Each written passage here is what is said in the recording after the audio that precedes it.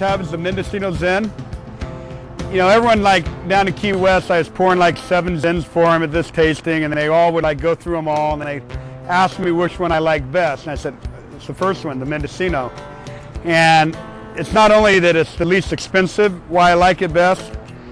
Why I like it best, it's the easiest to drink. It doesn't have as much hangover effect the next day. It's only 15.5% alcohol.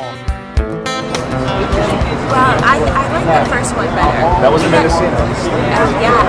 That's the one he said that actually goes back to. They go through all the different wines. That's the one that everybody goes back to.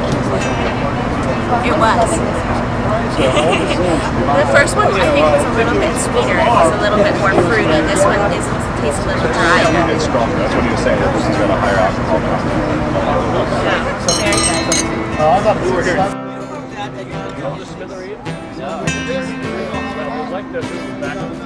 Okay.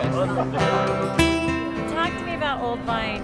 Old Vine Zen, okay. Why is that like so important to some folks? Well, important to some folks. What happens with old vines is when they get old, they're sort of like when a person gets old, you know. Atrophy? Atrophy, no, they produce less.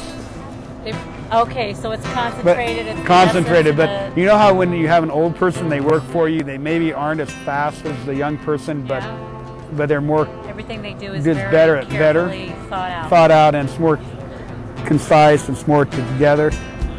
Vines are the same way. They're sort of like a person. When they turn about 40, they start getting less productive, but what they produce is better.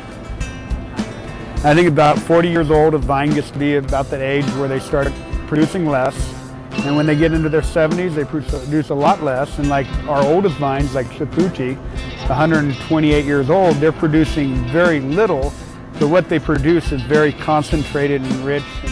So that's why you'll notice with Zinfandels, they tend to have a higher volatile acidity content. Which volatile acidity is like vinegar.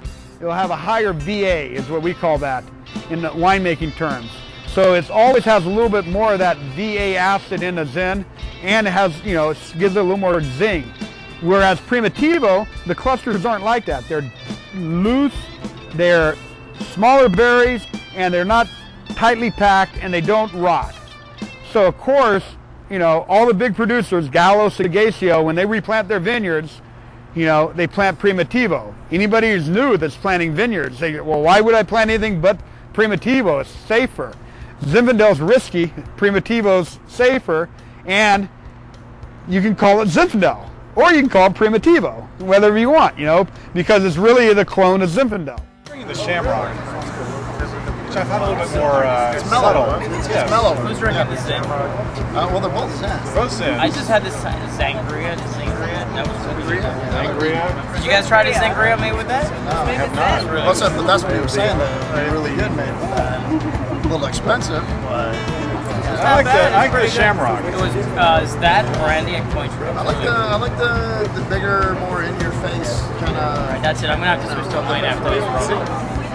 So I mean, this I would like slap some of that chili I made last night.